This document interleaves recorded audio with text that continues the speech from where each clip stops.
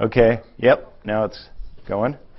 All right, so today is going to be much more of a whirlwind tour, or you might say triage, on all the topics that maybe I have to pick and choose in order to cram them into the last hour. So things are going to go a little faster here probably. I really wanted to spend most of today talking a little bit about loops, and I'll have to give a pretty cursory description of that. But before I do, I have to finish up a couple things about trees, and I'm probably going to ditch the BCJ relations and double copy in order to get to loops, so I apologize for that. So the first thing having to do with trees is just, we finished last time showing that the BCFW recursion relations could be used to prove the Nmhv Park-Taylor formula. So that was for Nmhv amplitudes with exactly 2 negative helicities and an arbitrary number of positive helicities. So those are the simplest QCD amplitudes that are non-vanishing. There's just a single term, the Park-Taylor formula. The next in the hierarchy of simplicity, the next most complicated, are called Nmhv amplitudes. And the first time you really see an Nmhv amplitude, which has 3 negative gluons, is at the 6-point level. Why don't we talk about Nmhv for 5-point? Anybody know who doesn't already know? Okay. Anyway, QCD has a parity symmetry, and so the amplitudes where you flip all the helicities can be related by parity. And what parity is implemented in the formulas is a spinor conjugation, where every time you see an I spinor, you exchange it with you exchange all angle brackets and all square brackets. So using that symmetry, if you have a 5-point amplitude with 3 minuses and 2 pluses, you can just conjugate all the brackets and immediately write it down from the Park-Taylor formula. So this guy here, we would write it as 4, 5 to the 4th over 1, 2, 2, 3, 3, 4, 4, 5, 5, 1. So these guys are called Nmhv bar. The bar signifying complex conjugation from one of the Nmhv guys that's made out of angle brackets. That clear? But these guys here, with 3 negative and 3 positive, if you use parity, you still have 3 negative and 3 positive. And so these are truly different and slightly more complicated amplitudes. So an exercise for you to see if you understand BCFW recursion is to go through and produce this formula by using the recursion relations. This is the case, this one here, where the 3 pluses are all next to each other in the cyclic ordering, and the 3 minuses are all next to each other. And you can work it out using just Nmhv tree amplitudes in the upper and lower blobs, and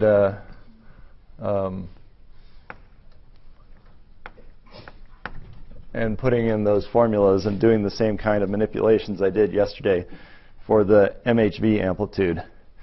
Also, if you get stuck, I wrote this up in my lectures from 2013, which are and you get extra credit for finding a couple typos that I noticed when going through it for these lectures.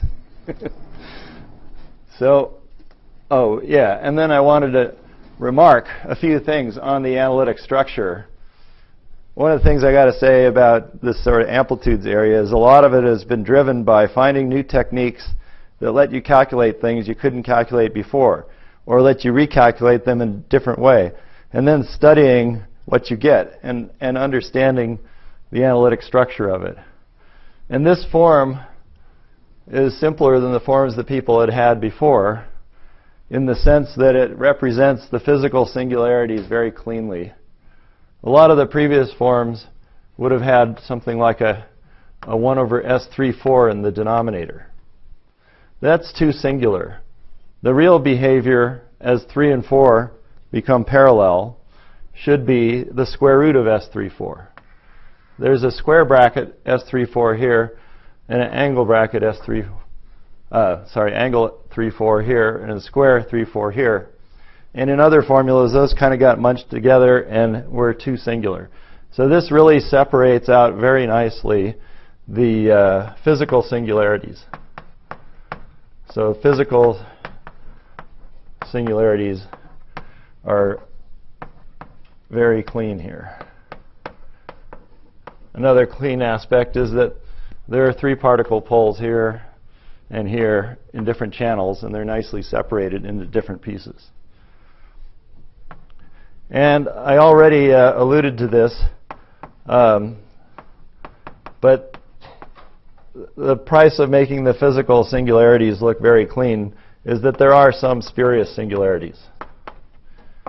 And it's not a problem. It's an opportunity. No.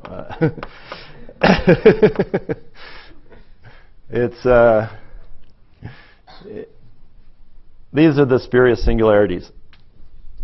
These things vanish, and now you should understand something I wrote before, which was that if I take 2 constants, C1 and C2, and I take K2 and K5 and make linear combinations out of them with these constant prefactors, for any value of C1 and C2, real numbers here, if the sum K6 plus K1 is a linear combination of them, then this thing vanishes.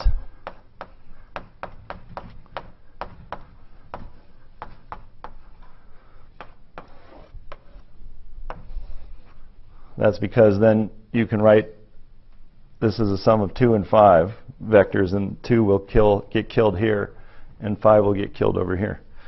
So this spurious singularity, it actually has some physical significance when you go to the loop level, but it's not a physical singularity at tree level. And but it's sort of a hallmark of these kinds of decompositions. I'm not going to get there, but this kind of representation in the there's a formalism that Nmhv, Connie Hammett, and Yara Trinka have developed called the Amplituehedron, where you think of all these amplitudes as volumes. And this decomposition is a kind of triangulation of that volume. But there are different ways to triangulate the volume. And so there are identities between different BCFW representations. I didn't have to shift these 2 legs. I could have shifted some other legs. When I do that, I'll get a formula that at first sight looks totally different. It's kind of miraculous that they're the same. It has maybe 3 terms in that case, depends on the shift, and it'll have different spurious denominators. And so the point is that this amplituehedron thing is some volume that should be defined intrinsically without reference to triangulation, but the triangulation is sort of a nice way to calculate it. But there's an arbitrariness, and so you can divide up a volume in different ways, and those correspond to different formulas like this. Any questions about that? One other piece, thing I promised to do, so I should do quickly at tree level before we hit loops, is to talk about collinear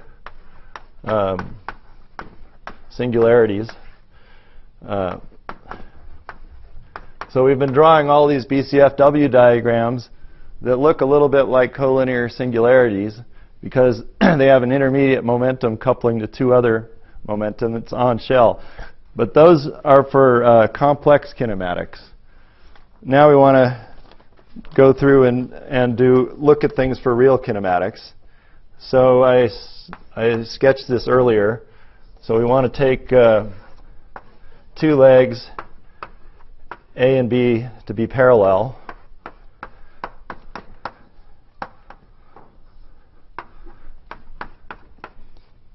And there's a factorization picture very similar to the one above, but we want to interpret it in a little bit in real kinematics. So we have legs A and B, and here's intermediate leg P, and we want to factorize the amplitude onto an n minus 1 point amplitude. This one depends on A and B. We're going to replace A and B by the intermediate momentum P, which will have, so these will have helicities HA and HB. P has HP. And then we're going to multiply this by a splitting amplitude, which has labeled by the negative of this helicity.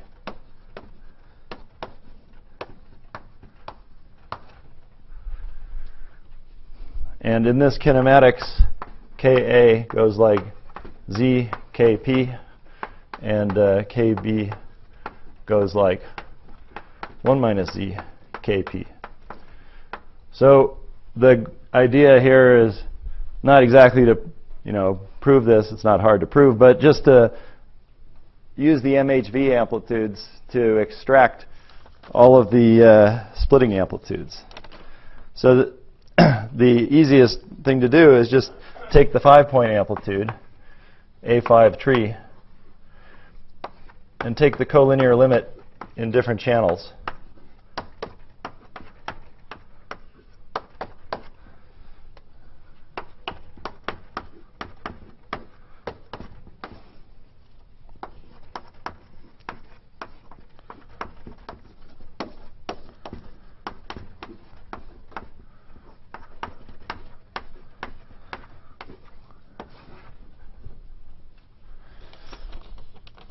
So, for example, what happens if we take A equals 4 and B equals 5?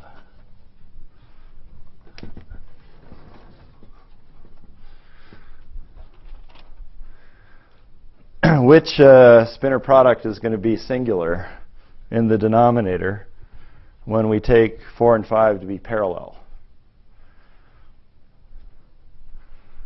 Remember, in this case, we have K4 is becoming parallel to K5, and S45 is K4 dot K5 is going to 0. And if we're in real kinematics, then both 4, 5 and 4, 5, which are proportional to the square root of S45 times some phase factor, they go to 0. So this is the guy giving the singularity in this case. But we also need to do something about these guys, because we want to rewrite this amplitude to look something like this. So we can rewrite it as 1, 2, 4 over 1, 2, 2, 3, 3, P, P1 times 1 over square root of Z, 1 minus Z, times 4, 5. How did I get that formula? Well, the 4, 5, I just moved over into this factor. The spinors are basically square roots of momentum vectors. Not exactly, but when they're parallel, they obey the same relations as here, but with square root factors.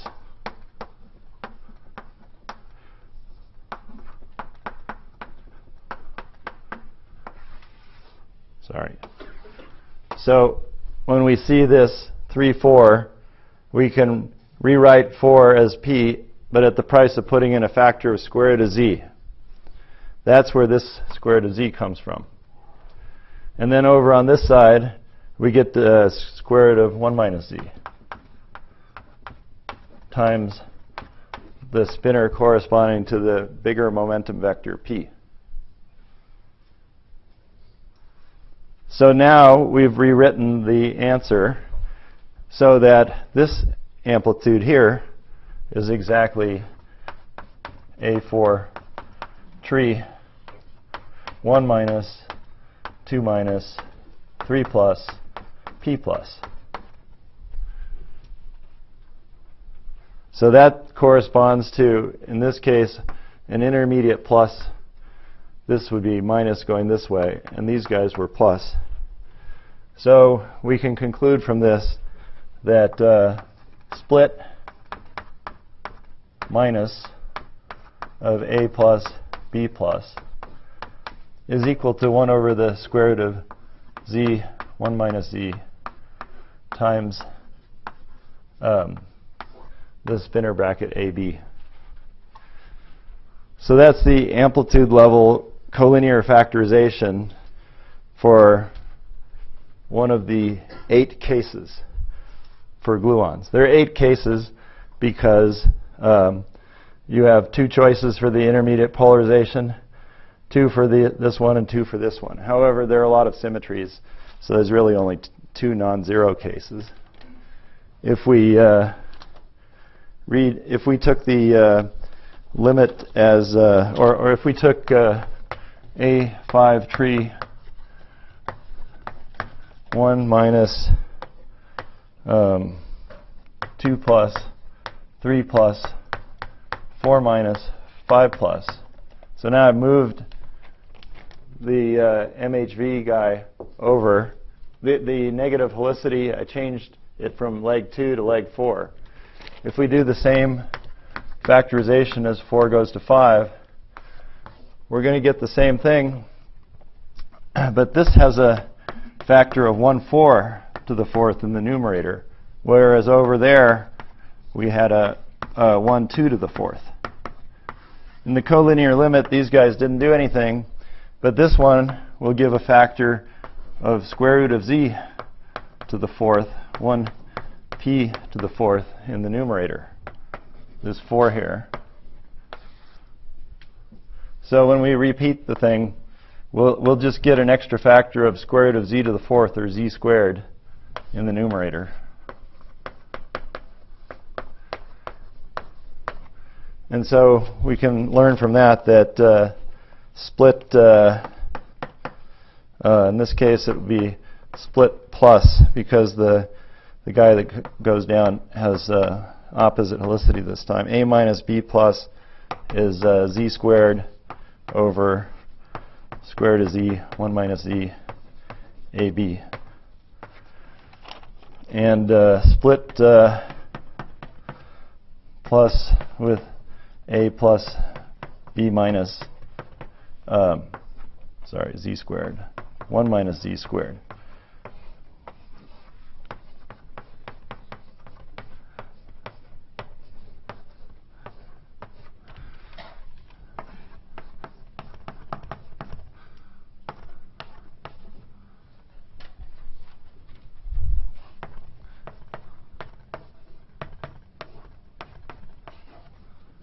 So here's 2 more things you can get very quickly.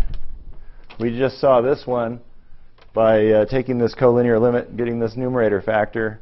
You could redo it in the other orientation, or you could kind of notice that if I switch minus and plus and plus and minus, I'm really just switching the role of A and B. And A and B sort of differ by exchanging z goes to 1 minus z. So that's an easy way to get this one. Why is this one 0?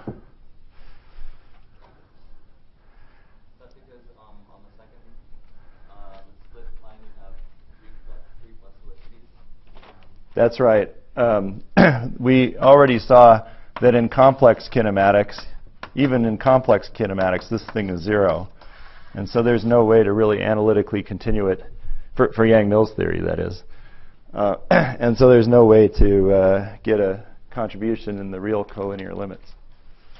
This is actually broken at the loop level. When you go to the loop level, these things are non-zero and make the factorization more interesting. Okay, so if we have this, then we can actually derive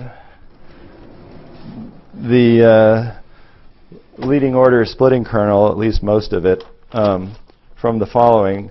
The idea is that these are the behavior of polarized amplitudes.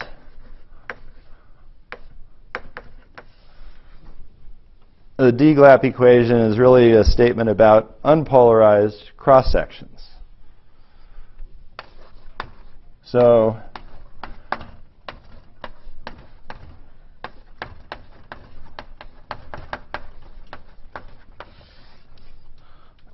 ignoring certain details about color and so on, we basically want to take A5 squared for all possible helicities and sum over polarizations, take the limit A goes to B, and rewrite it as a sum over polarizations of the corresponding 4-point amplitude, depending on P, with a 1 over SAB, just to put it here for convenience, and then a sum over polarizations of the square root of SAB times the relevant splitting amplitudes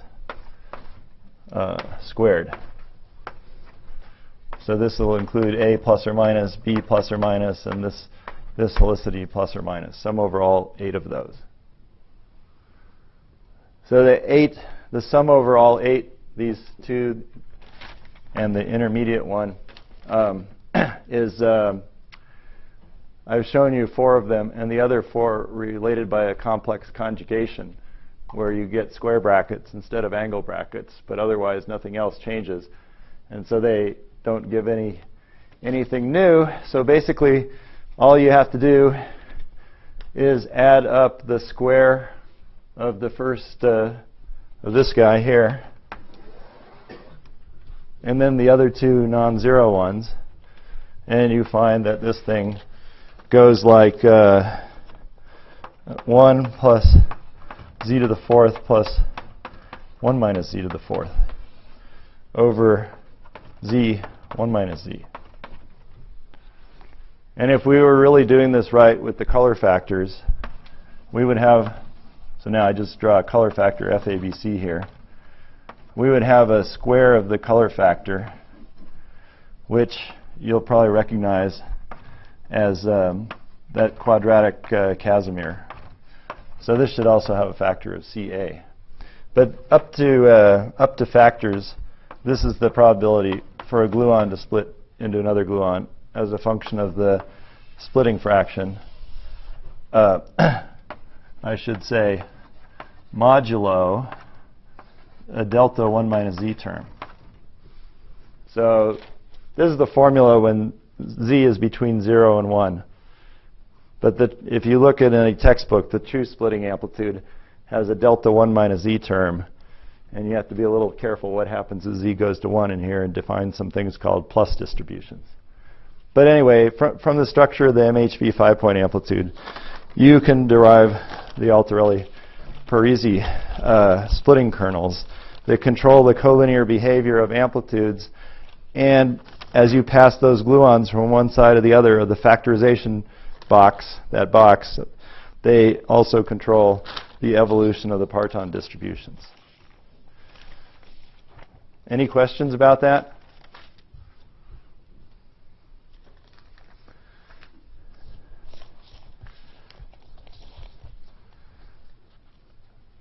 Okay, so a few words about loops for the rest of the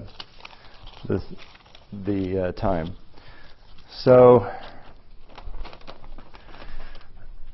the thing about the BCFW recursion relations is it shows you how to build up more complicated tree-level amplitudes from simpler ones by using analyticity of the tree amplitudes. But you can also build up loop amplitudes from tree amplitudes using unitarity and the analyticity of the loop integrand, the thing you get when you combine together all the Feynman diagrams. Now there's sort of ordinary unitarity, and then there's generalized unitarity. And they have a little bit different interpretation. Let me just mention ordinary unitarity.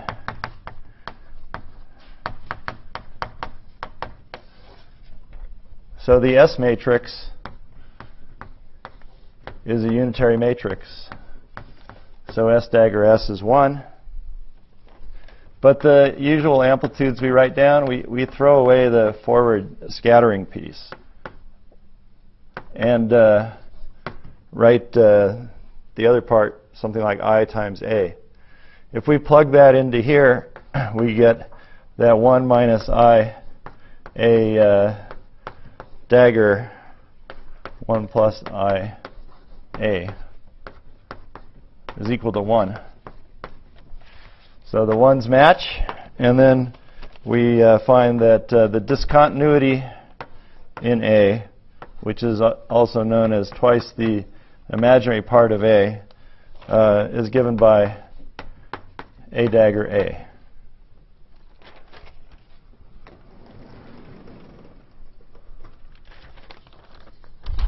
So this equation, along with other kinds of factorizations, was used a lot in the 60s to try to deduce scattering amplitudes in the strong interactions.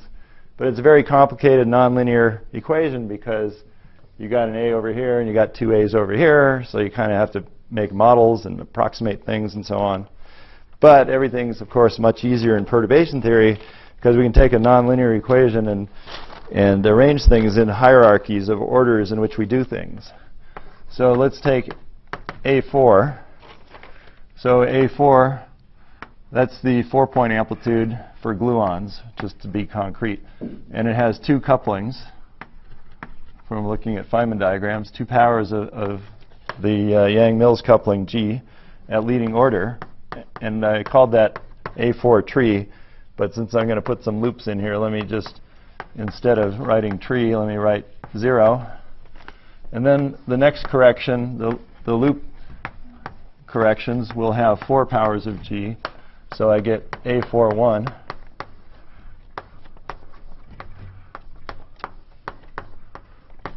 And so on.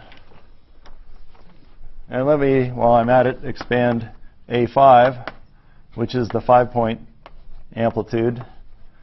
And you can see by drawing a diagram that it has G cubed at tree level.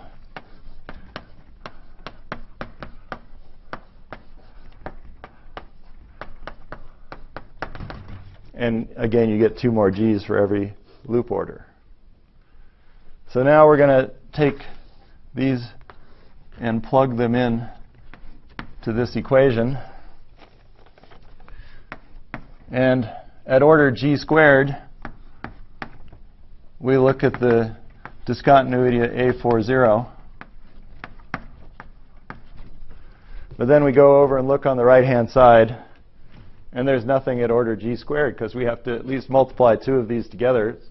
First thing we get will be at order G to the 4th. So we get that the tree amplitudes have no discontinuity. Technically, they have like a 1-particle discontinuity, but it only kicks in when that's where the factorization pole is. It's a delta function. It's not present in the generic phase space. Here we're asking about scatterings at generic points in the kinematics. So then we go to A41, and we see that the only way to get a contribution from this is to do this. So let me write a little diagram to illustrate that. This blob means a tree amplitude.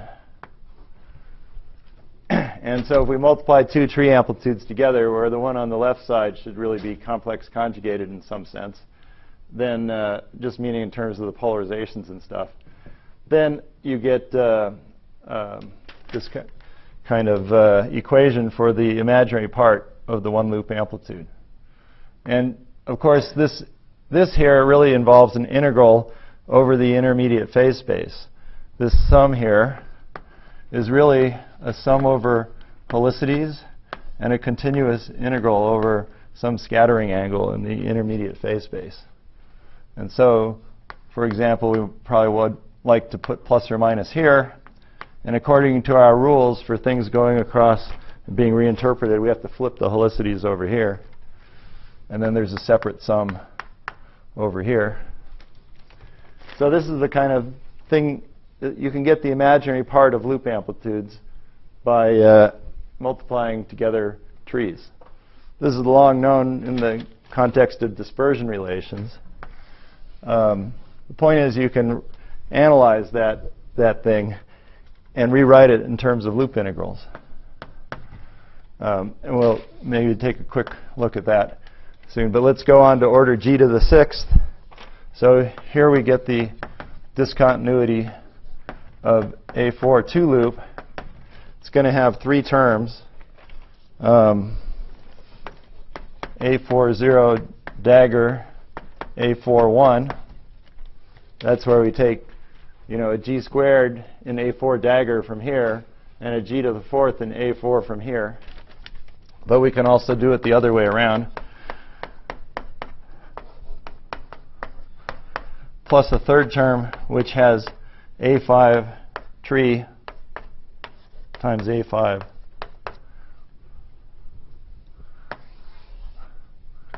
So this equation also has a diagram that goes along with it. Well, three diagrams, one for each one. The first one would be cut with a tree on the left and one loop on the right. And then there's another term where the loop slides over to the left.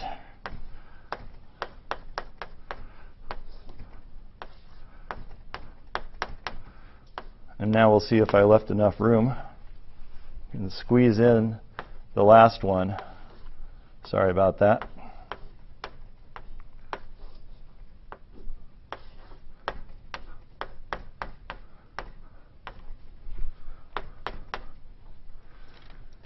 Okay, so this term here, there's A4 1, that's a loop blob.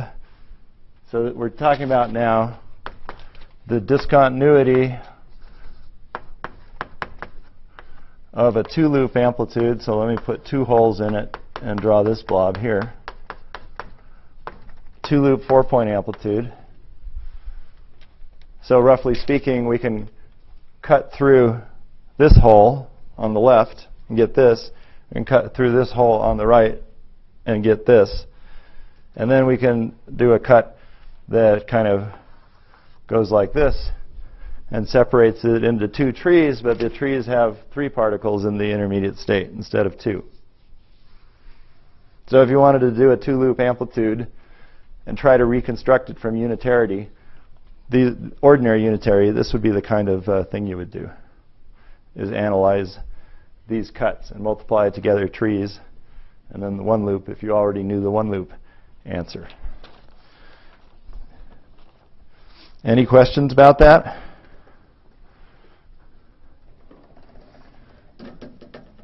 So that gets the discontinuity. Of course, we really want the whole amplitude, not just the discontinuity.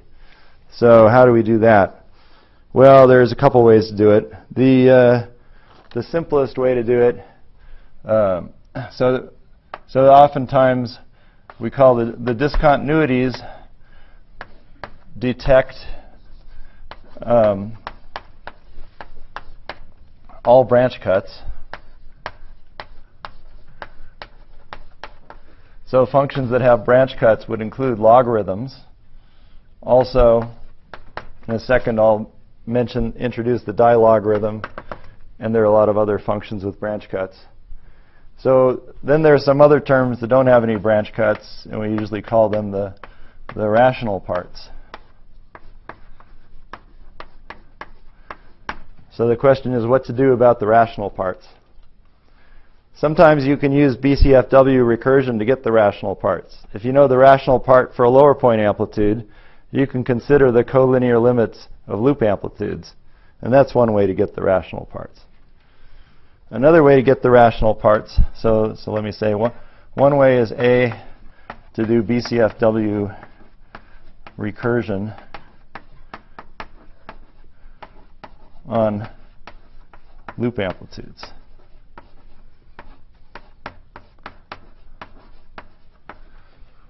So this is a little bit tricky.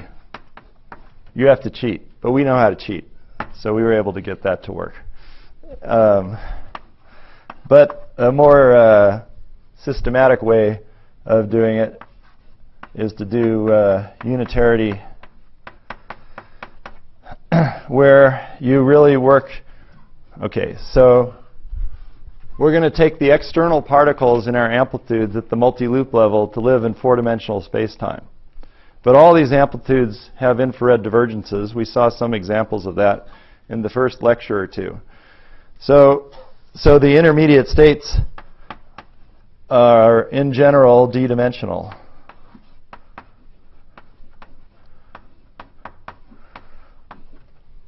The simplest evaluations of these cuts is to assume that these momenta in the middle are also four-dimensional, because then you can put helicities on either side of the cuts.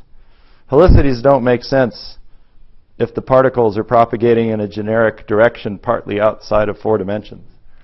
But anyway, as a convenient first step, you can assume they're in four dimensions. But then, in a general theory, you miss these rational parts. But you can come back and use unitarity in d dimensions. And the reason that works is basically you, at least it works straightforwardly in an all massless theory. If things are, if internal legs are massive, there's some additional complications. But in the all massless theory, the reason it works is that the amplitude is really a function of dimensionless ratios up to some overall power. And when you do the one-loop amplitude, there's always a mu squared to the 2 epsilon out front.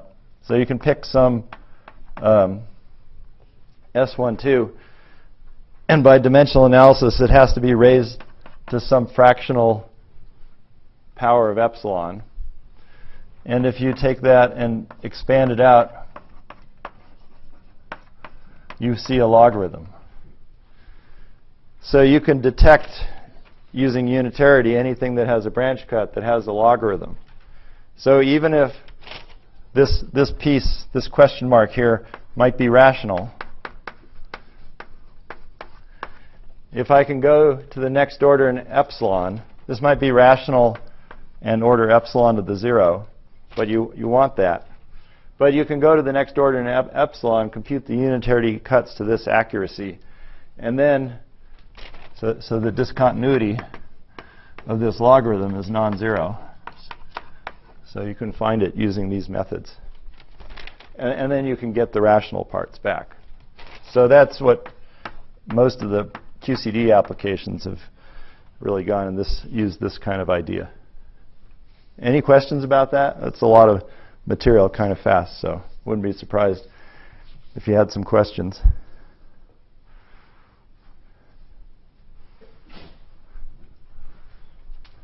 Well, you have more time to think of questions because I'm going to erase the board.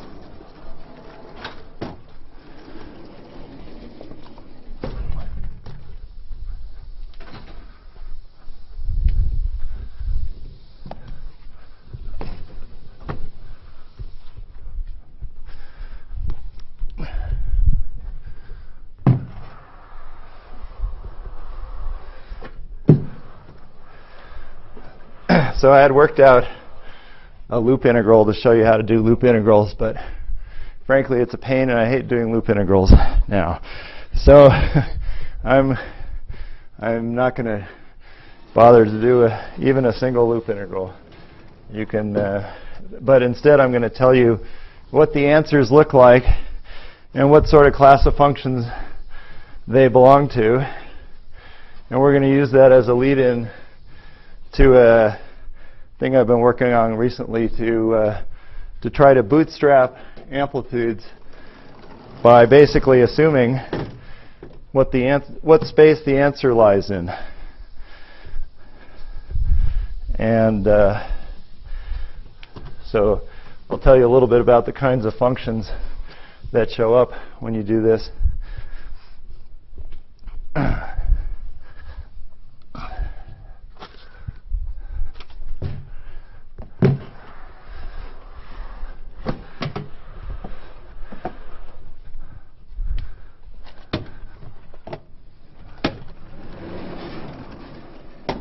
Hiding here.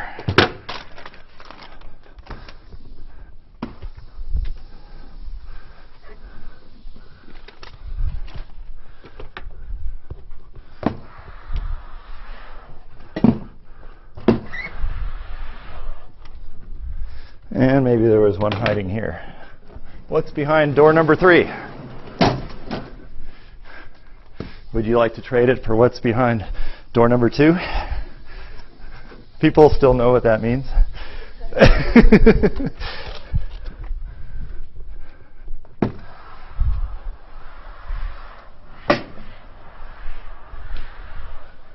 All right, great. So now does anybody have any questions about what I just erased so I can point to it?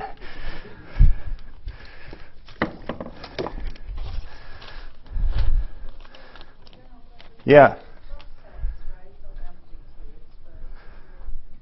Subsets of amplitudes? Yeah, of specific amplitudes with specific set of gluons in the final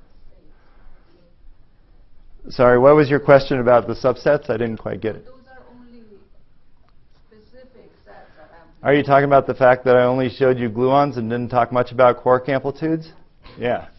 So all these methods really work fine with quarks. I just focused on gluons to keep something concrete in mind. When the quarks are massless, everything goes through exactly the same way. The formulas for how you shift the momenta are exactly the same. The one thing you have to check is which shifts are allowed, which combinations of polarizations for external states. And generically, there are a couple, 4 possibilities, plus and minus for the 2 shifted legs, for example. And there are ones that work fine. And I'm going to say one brief thing about generalized unitarity before I go on to the bootstrap. I forgot. But those techniques all work just as well for quarks. If the quarks have mass, then things are a little different. And there are some issues with using the unitarity method to get the rational parts of loop amplitudes where there are masses going around the loop. There are some singularities when the bubbles go off on external legs. I think they're probably like one-loop snails, but they're kind of trivial compared to the snails that you heard about earlier. But those integrals, so the main difference is whether you have to do loops that have massive particles in the loop. And a classic case of one you might be interested in is TT-bar production, say from gluon-gluon fusion at the LHC. And because this thing is massive, first of all, you have different sets of loop integrals you need to evaluate. But the thing that's kind of a pain from the unitarity point of view is that you have external corrections like this. If you do this with mt equals 0 and dimensional regularization, you don't care about these integrals because these integrals have no scale in them. And no scale integrals in dim-reg can consistently be set to 0.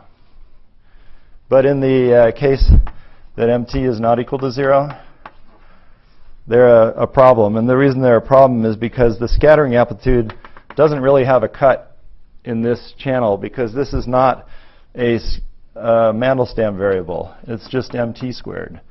And so you have a little issue with that. There are some ways to sidestep it, though. But otherwise, it's a pretty versatile method, and methods related to it are being used for electroweak processes too, for the whole gamut of things at the LHC.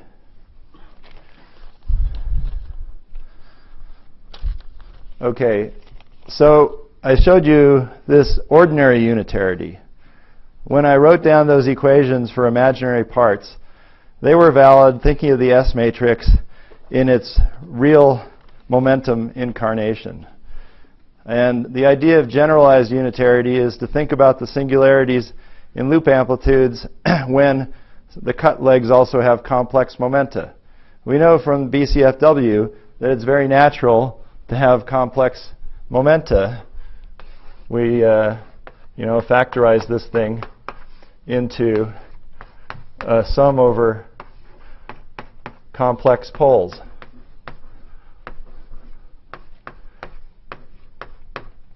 So if you see this I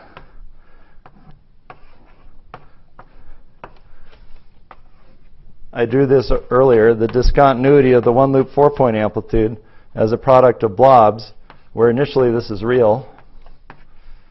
You could say, oh, look at this blob on the other side. I should just go and use BCFW and rewrite it as these blobs. Maybe there are more particles over here too. And then let me go and do the same thing on the left side.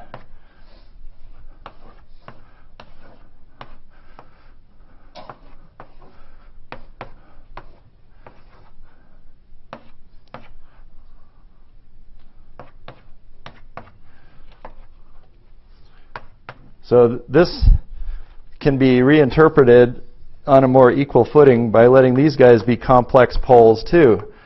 And so we just now have, instead of having two real intermediate momenta, at this point we get sort of three complex intermediate momenta. These three here. But they're on shell, so they still factorize the loop amplitude. And over here we have four complex on shell.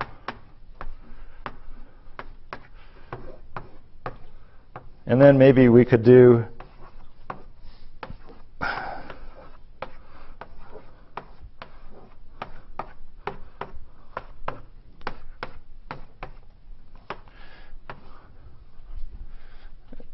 with 5. And now we want to ask how many dimensions were our loop momenta in? If the, and as I was saying, the easiest thing to work out first is the cases where they're in d equals 4, so we can saturate the amplitude with intermediate helicities and pull our Park-Taylor formulas out of our back pocket, or our Nmhv formulas, and plug them in here. So if the loop momentum going around this loop belongs to d equals 4, then this doesn't, we don't need to consider these. And the reason is very simple. If the loop momentum belongs to d equals 4, so we have L mu, mu equals 0, 1, 2, 3. Each of these conditions here is a condition that L minus some sum of external momenta squared is equal to 0. So we have it's called M conditions for the M cut. So we have 4 unknowns because we have 4 components to the loop momenta, L0, L1, L2, L3. If we try to impose 5 conditions on 4 unknowns, that's over-constrained, and generically there's no solution. So this quadruple cut is special among all these different types of cuts because it freezes these loop momenta to specific values that depend on the external momenta. So this is a special one, often called the quad cut. And this was worked out by Brito, Cacciazzo, and Feng around 2004 or something. And they emphasized how special this one was. So, for example, you can very easily multiply together 4 of these trees and compute this quad cut. Then you have to ask, what is this quad cut good for? What does it tell you? And the idea is to combine this ability to factorize the loop integrand in various ways with a representation of a generic one-loop amplitude. So there's a formula that no matter how many legs you have at one loop, you can rewrite the answer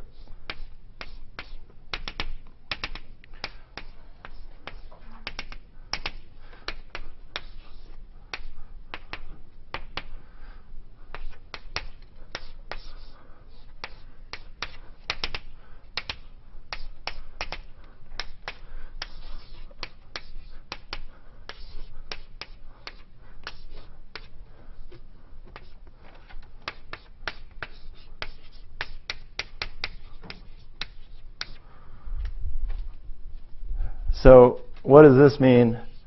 This means a scalar box integral, where you multiply together these 4 propagators and integrate over the loop momenta.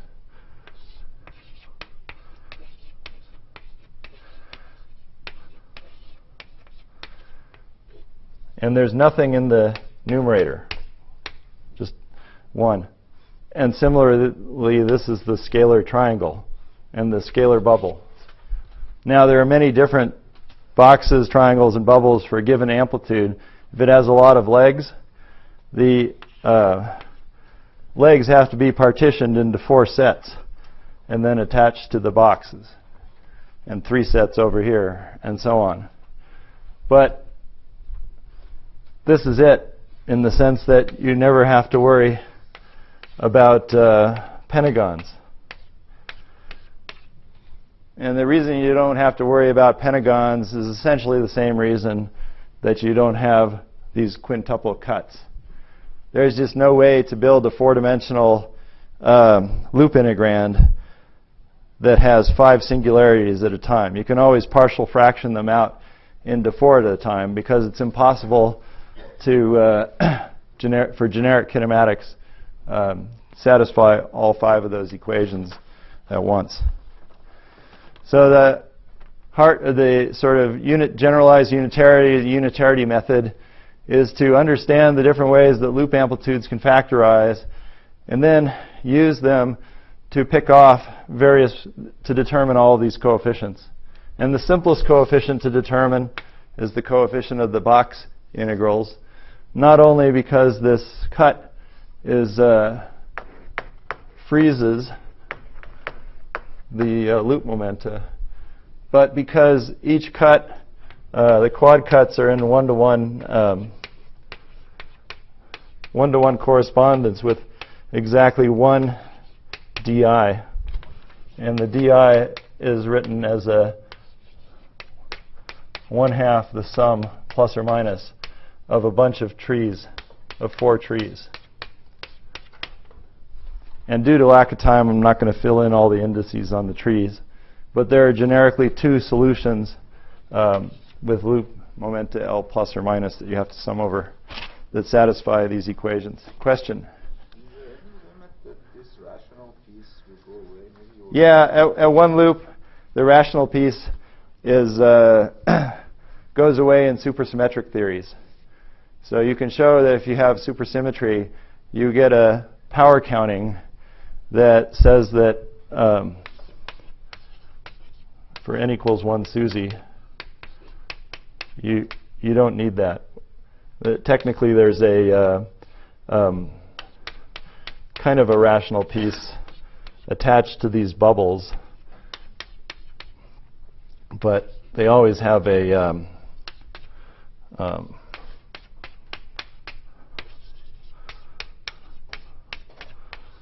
they're always tied to a logarithm. And so if you find the bubble coefficient, you get a kind of rational piece, a very simple rational piece. Non-supersymmetric theories have complicated rational pieces. That's just life. There's no part in complex plane that you can go and construct the whole amplitude. Oh, well, branch codes as opposed to like. yeah. So from the cuts, you can get all the cut parts of the amplitude. And then you can split the amplitude into a cut part plus a rational part. And then you can go back to the previous slide, the BCFW stuff, and you can apply a very similar technique to try to determine the rational parts. That was method A that I mentioned. And we did method A before we went to method B. And method A works very well for specific cases, but it's a little tricky to get everything right, and it's not as amenable to automation as method B. So method A should be studied more, in my opinion, but method B worked, so we sort of stopped worrying about it then. Okay.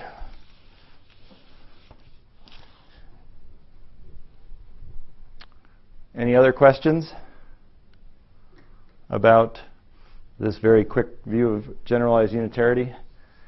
So now I just wanted to quickly wrap things up with a brief discussion of the kinds of functions that show up when you don't just want to know the loop integrand, but you actually want to integrate it.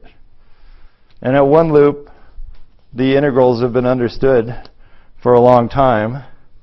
And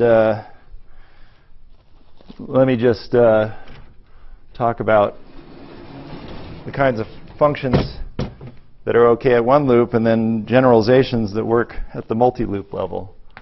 So this is going to be about generalized polylogs.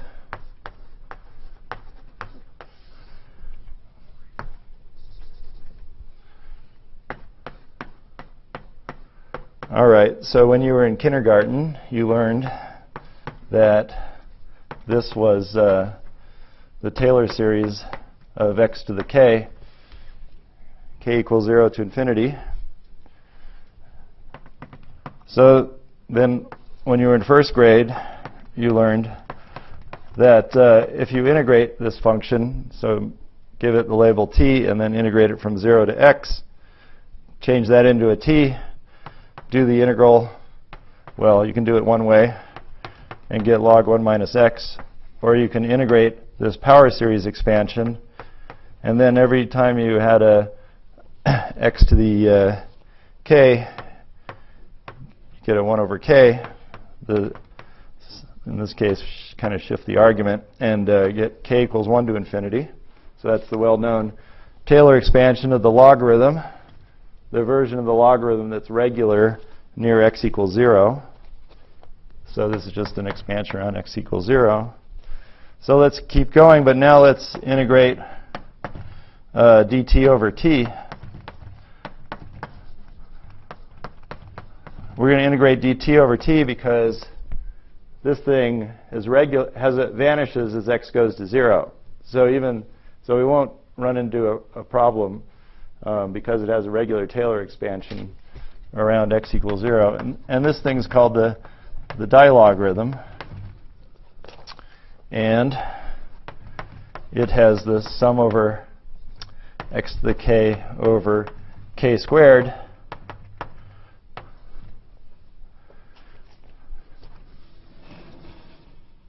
And then we can keep doing this. So we have integral 0 to x dt over t li n minus 1 of t. Recursively can be used to define li n. So this is the dilog, and this is the general polylog. And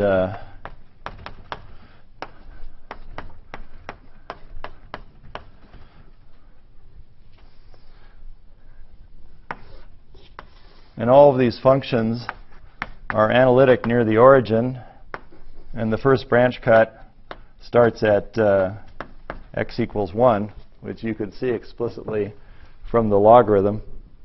And because these things are integrals of logarithms, when you hit branch cuts in there, they're going to have discontinuities too. So they all generically have these cuts here. And another interesting thing is the value right at this point, Lin of x equals 1, is the sum of 1 over k to the n. What's this called? Louder, can't hear you. That's a zeta function.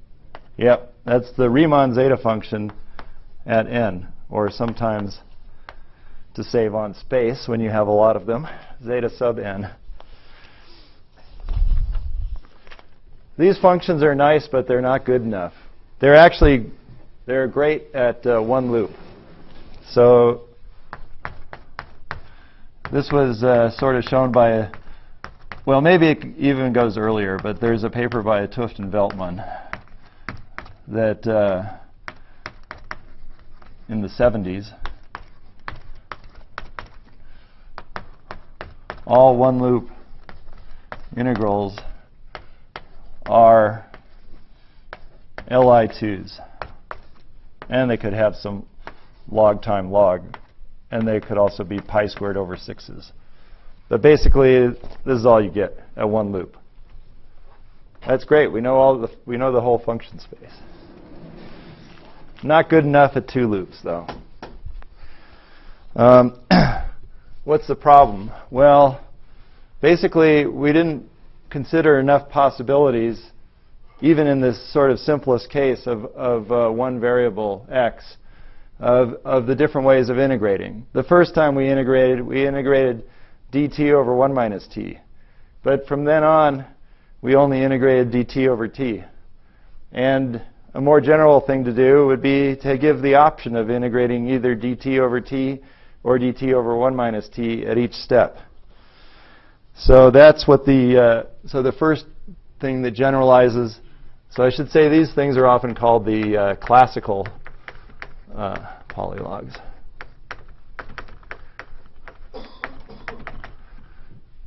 And then there was a paper in 1999 that, for physicists, introduced the harmonic polylogs.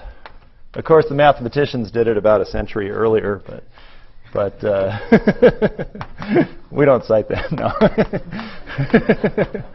No, they're called hyperlogarithms, and they go back to Poincaré and other people I can't remember in the math literature. But they defined HW of x for simplicity. Well, what I've personally used much more is the case where the weights are either 0 or 1. So this is a binary vector, and the weight, which I will often call n, is the length of this vector. And that's also just going to be the number of integrations in an iterated, just like LIN up there. And so what we do is they define the h's recursively. So if the first element of the weight vector is a 0, then you define it by integrating dt over t.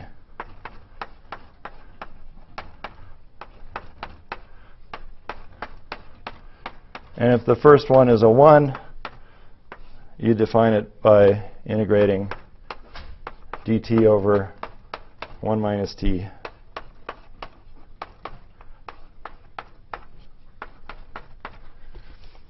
So now you get both possibilities, and that gives you a lot more functions.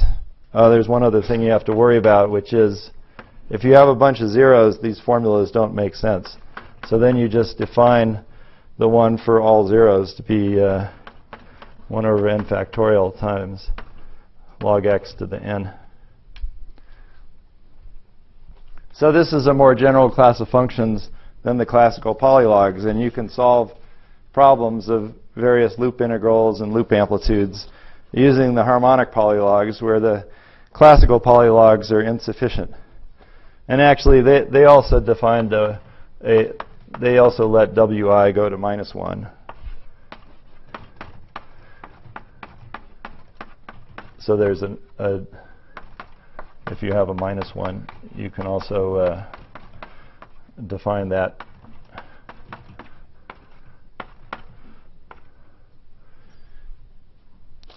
And these have a lot of nice properties. They define a richer set of numbers than the Riemann zeta values. When you evaluate these at 1, the kinds of numbers that you get are nested sums. So the sum from n1 greater than n2 greater than nk. I probably should have used different labels, but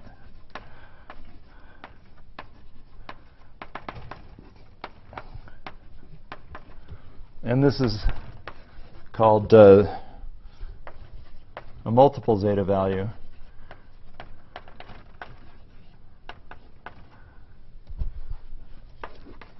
MZVs for short, multiple zeta values. And if the depth k is equal to 1, it just reduces to this case.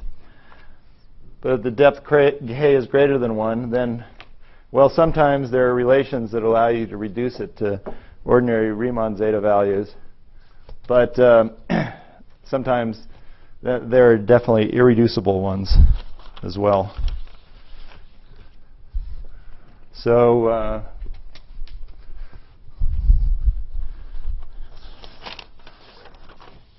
yep, question? Does this polylog n have nth order discontinuity?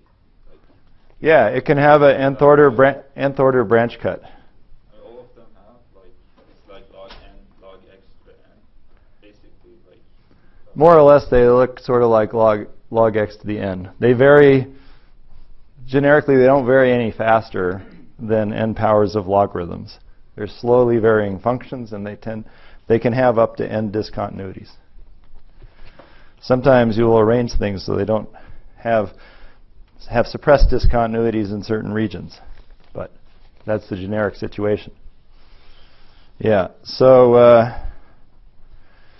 there's an even further generalization. These harmonic polylogs are not good enough either. So Goncharov defined some functions, generalized polylogs. So the G must stand for generalized, although maybe it's a little bit ambiguous, like the W in the weak mixing angle.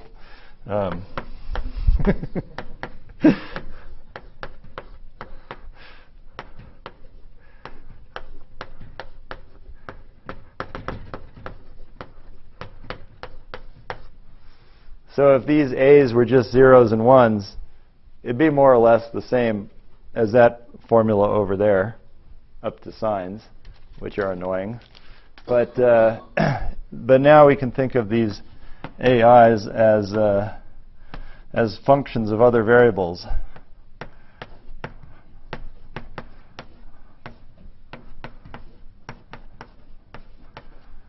Because the typical case that we have in quantum field theory or in amplitudes is not a function of a single variable, but we want to handle the multivariable case of functions that depend intrinsically on multiple variables. We need something like this. And in the case of all of these functions, the identities they obey can be rather complicated. And there's a question of how to sort of sort out the function space or find all identities.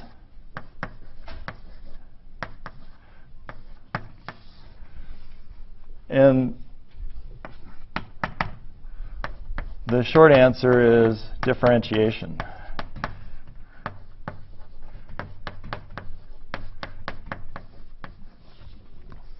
So, suppose you suspected that this was an identity.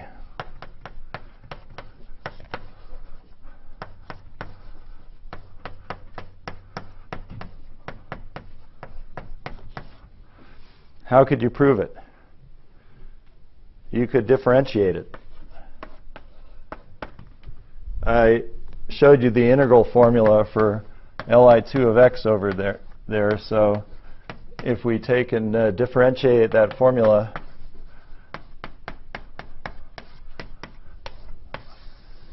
we know that the derivative of Li2 just has this form.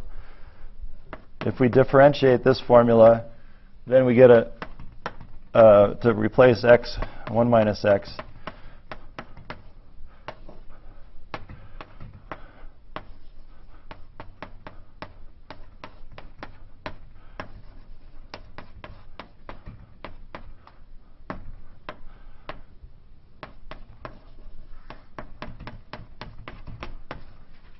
So we can confirm that this identity is true by noticing that the derivative is true.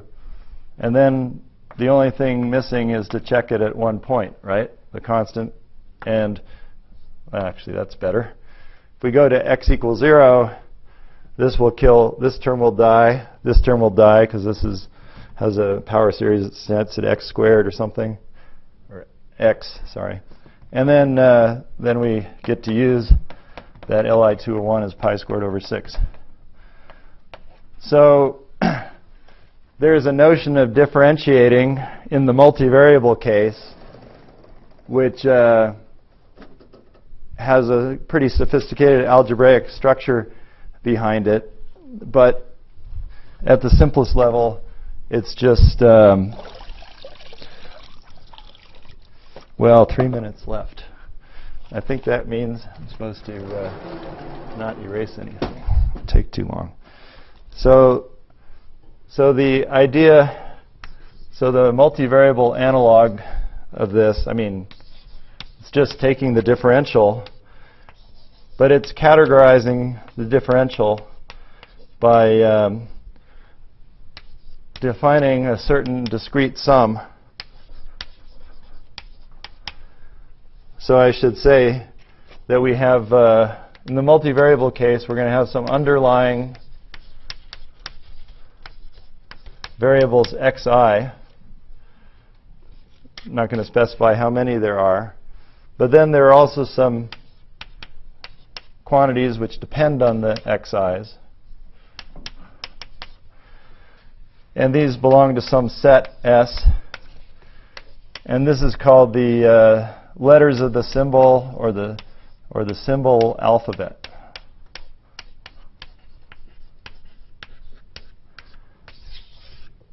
And these, when you have this polylogarithmic structure like this, you can have a function that has weight n or n integrations. Anyway, and when you differentiate it, you can characterize the derivative as having certain rational things which are derivatives of logarithms of these letters. And then these are belong to basically the same space but have weight n minus 1. And there's a big algebraic structure. There's a Hopf algebra. And there's something called the coproduct that's always associated with Hopf algebra that maps functions, maps every function to something in a tensor product space of two functions. And this thing breaks up into various pieces depending on how the weights are distributed. So this is basically a particular piece of this coproduct. And if you keep iterating this structure all the way down, there's something called the 1, 1, 1, 1 component of the coproduct. And by the time you reach that, you get a multiple sum over a whole bunch of SI Ks of some F SI1 to SIN times a whole bunch of D logs.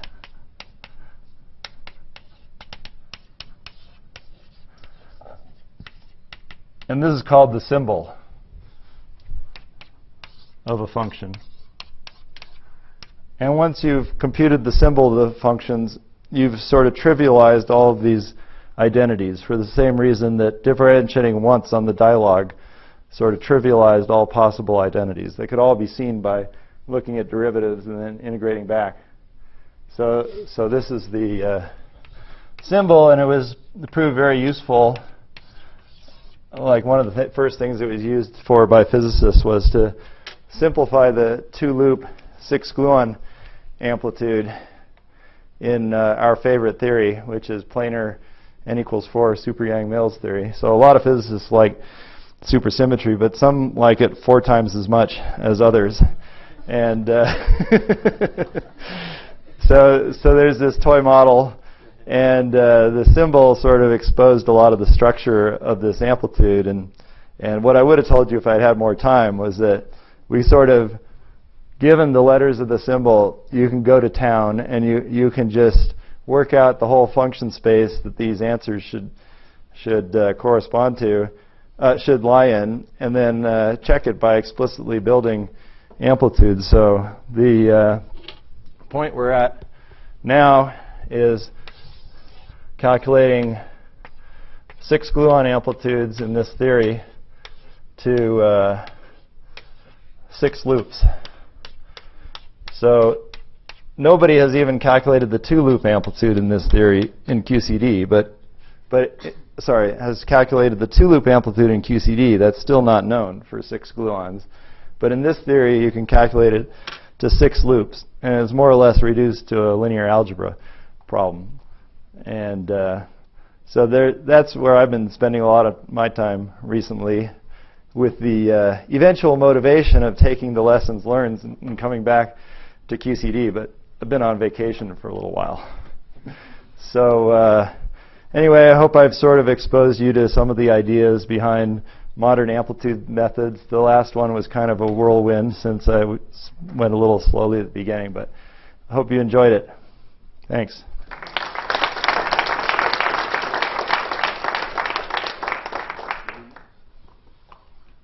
Questions? Yep. This thing with cuts, so it depends on the dimension, right? So if I go down If to d equals... Yeah. It depends on the dimensionality of the theory, how many cuts you would want to do. So when we want to do d-dimensional cuts to capture the rational terms, we have to think about these pentagons again, because the extra loop momentum in a one-loop calculation, it's perpendicular to the 4 momenta of to the 4 dimensions of the external momenta. But it might as well be in a 5th dimension. It doesn't really matter which way it's pointing. It's just somewhere else. So we can think of it as being a 5-dimensional calculation. And so you need these pentagons. If you were to do generalized unitarity in d dimensions at 2 loops, you need to think about sort of 6 dimensions, because you have 2 loop momenta, and they can each point in different dimensions. And that categorizes which cuts you need to consider. Maybe in one sentence, if you could tell us motivation why you're doing calculations in N/6 loop. Well, yeah, I'll draw one picture, which is we want to solve a 4-dimensional quantum field theory exactly, besides learning about things for QCD. So the horizontal axis is kinematics, and the vertical axis would be the coupling G, but in the large N limit, we talk about the 't Hooft coupling lambda. And what we're doing right now is doing things that are sort of generic in the kinematics, and we have about 6 loops worth of information for at least some stuff. But we have friends who work over here in this limit, and our friends are Basso, Sever, and Vieira, and they've built on a lot of other work using integrability more explicitly than we're using it, a lot more explicitly. And using that, they've been able to calculate to finite order in the coupling. So interpolate all the way from weak coupling to strong coupling. But they make a kinematic approximation which they can expand around. And we have all these discrete areas of intersection where we can learn from each other and check our results. And they all work perfectly at each loop order and at each order in this expansion. So we want to, besides the QCD amplitude, we want to solve the theory for generic kinematics and finite coupling, because we think we'll learn a lot about certain aspects of holography after we finish doing that. Question back here? Yeah. So can you also use some of these techniques in computing string amplitudes? Yeah, maybe. There's a big, I didn't talk much about string amplitudes, but there's definitely a dialogue between string amplitudes and field theory amplitudes. One part I omitted had to do with the relation between gravity amplitudes and gauge theory amplitudes. And that originally came out of string theory, the Kawhi, Llewellyn, and tie relations, where you have closed disk, closed sphere world sheet versus sort of making it look like two disks or open string. So you can derive relations like that. And people are actively trying to understand whether there are one-loop analogs of those relations from string theory. There are ways of getting similar things from field theory, but they're not, which is called BCJ plus double copy, is not totally systematic. It might benefit from some insight from string theory. That's kind of at the integrand level. At the integrated level, you can ask what kind of number theoretic functions do you get out of string amplitudes. And they're extremely complicated if you want to keep the dependence on the external momenta. So people are often satisfied to do them as coefficients of terms in an effective action. But even then, they get complicated modular forms and elliptic sums. And we're very interested in that because these generalized polylogs, I should have said it, they're not enough either. In field theory, you get elliptic integrals as well when you go to two loops and you have a lot of masses going around. So these guys are much better understood, and interplay with the mathematical properties of string amplitudes will certainly benefit both sides as field theory people learn more about that. Any other questions?